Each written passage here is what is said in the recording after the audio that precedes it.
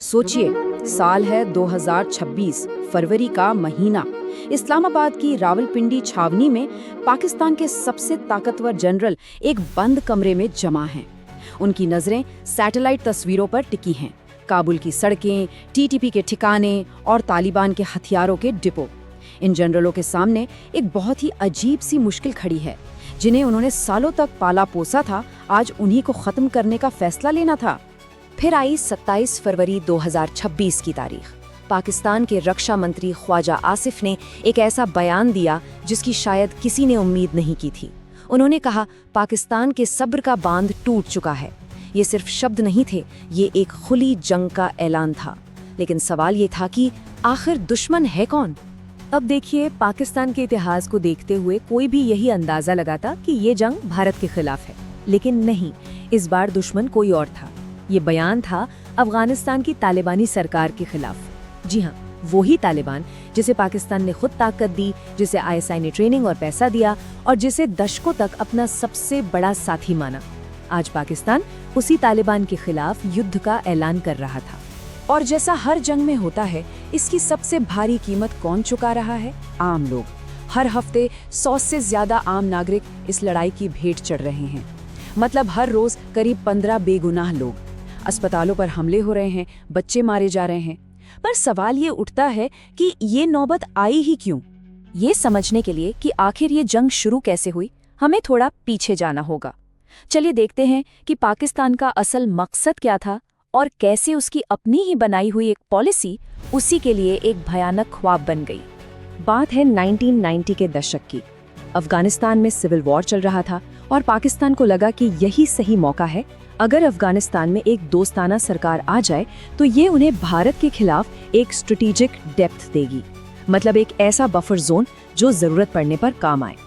और बस इसी सोच के साथ पाकिस्तान ने तालिबान को सत्ता तक पहुंचाने का लंबा खेल शुरू किया।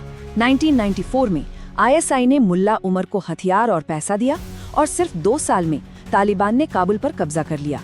9/11 हमलों के बाद जब अमेरिका ने तालिबान को हटाया, तब भी पाकिस्तान पर्दे के पीछे से उनकी मदद करता रहा। और फिर 2021 में जब तालिबान वापस आया तो पाकिस्तान में जश्न मनाया गया।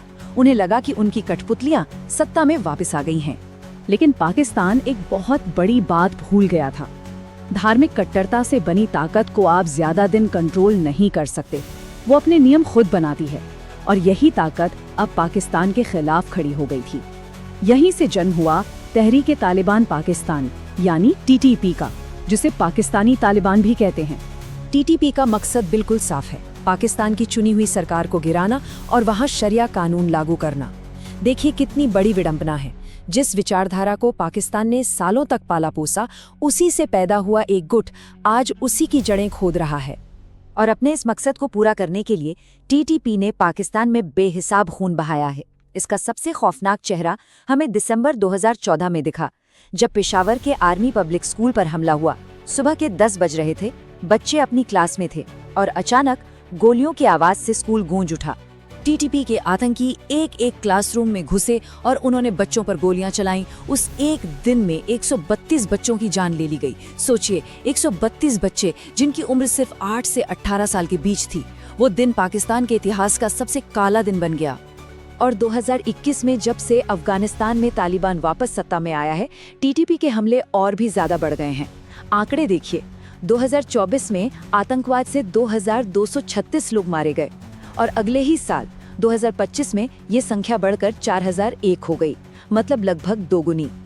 और यहीं पर आकर मामला बहुत पेचीदा हो जाता है। टीटीपी खुद को अफगान तालिबान का ही एक हिस्सा मानता है और अफगान तालिबान ने टीटीपी को अपनी जमीन पर पूरी तरह से पनाह दे रखी है। ये एक ऐसा विरोधाभास है जहां दोस्ती और दुश्मनी खतरनाक तरीके से उलझ चुकी है। जरा इस तुलना के बारे में सोचिए। कितनी अजीब बात है कि पाकिस्तान का सबसे बड़ा दुश्मन उसके सबसे पुराने दोस्त की हिफाजत में है। ये बिल्कुल वैसा ही है जैसा पाकिस्तान ने उसामा बिन लादेन को पनाह देकर अमेरिका के साथ किया था। अब वही धोखा तालिबान पाकिस्तान के साथ कर रहा है। इसी वजह से एक ऐसा डेडलॉक बन गया है जिसका कोई आसान हल नहीं दिखता। पाकिस्तान चाहता है कि तालिबान टीटीपी पर एक्शन ले, लेकिन तालिबान ऐसा कर नहीं सकता। उन्हें डर है कि अगर उन्होंने टीटीपी पर हमला किया तो टीटीपी के लड़ाके उनके दुश्मन IS खुरासान से जा मिलेंगे, जिससे अफगानिस्तान में एक नई और बड़ी लड़ाई शुरू हो जाएगी। और इसी डेडलॉक का नतीजा है ये खुली जंग। अब वापस आते हैं आज के हालात पर और देखते हैं कि ये तनाव कैसे बढ़ा और इसका आम लोगों पर क्या असर हो रहा है।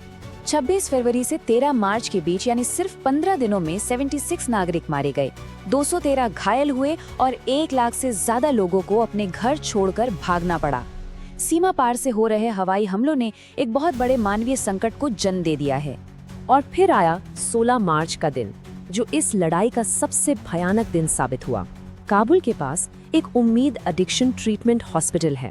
रमज़ान का महीना था, लोग वहाँ अपना इलाज करा रहे थे, कुछ अपने परिवार से मिलने आए थे, वहाँ बच्चे भी थे। और तभी पाकिस्तान का हवाई हमला हुआ। अफगानिस्तान का दावा है कि इस हमले में 400 से ज्यादा लोग मारे गए। पाकिस्तान का कहना है कि उनका निशाना आतंकी थे, अस्पताल नहीं। लेकिन जो तस्वीरें और वीडियो सामने आए वो एक अलग ही कहानी कहते हैं। जैसा कि ये बयान बता रहा है, वहाँ मलबे के बीच अस्पताल के बिस्तर थे, दवाइयाँ थीं और दर्द से चीखते लोगों की आवाज़ें थीं। तो अब समझते हैं इस जंग की असलियत को। सच तो ये है कि ये एक ऐसी लड़ाई है जिसे ना तो कोई जीत सकता है और ना ही कोई हार सकता है। और पाकिस्तान के लिए इसमें एक बहुत गहरी और दुखद विडंबना छिपी है। हाँ, पाकिस्तान के पास एयरफोर्स है जिससे वो अफगानिस्तान के आसमान पर काबिज है, लेकिन तालिबान गुरिल्ला लड़ाई का माहिर है और अफगानिस्तान की जमीन उसी के लिए बनी है। इतिहास गवाह है, सोवियत संघ और अमेरिका दोनों यहाँ से हार कर गए हैं। असल में ये कहावत पूरी कहानी को बयां कर देती है। जो आग दूसरों के लिए लगाई थी, आज वो खुद के घर को जला रही है। और अब बात करते हैं सबसे बड़ी विडंबना की। आखिर पाकिस्तान ने तालिबान को बनाया ही क्यों था? भारत के खिलाफ एक हथियार की तरह इस्तेमाल करने के लिए। लेकिन आज हकीकत क्या है? जिस तालिबान को पाकिस्तान ने भारत के खिलाफ खड़ा किया, वही तालिबान आज भारत के साथ व्यापारिक समझौते कर रहा है, भारत को एक जरूरी पार्टनर मान रहा है और पाकिस्तान अपनी ही बनाई इस जंग में अकेला फंसकर रह गया है। तो देखिए, पाकिस्तान ने तालिबान बनाया, तालिबान ने टीटीपी को पनाह दी और टीटीपी ने पाकिस्तान पर ही हमला कर दिया। और अब पाकिस्तान उसी आग को बुझाने में लगा है जिसे उसने कभी खुद जलाया था। लेकिन असल सवाल ये है कि इस आग के पूरी तरह बुझने से पहले और कितने बेगुनाह लोगों की जानें जाएंगी।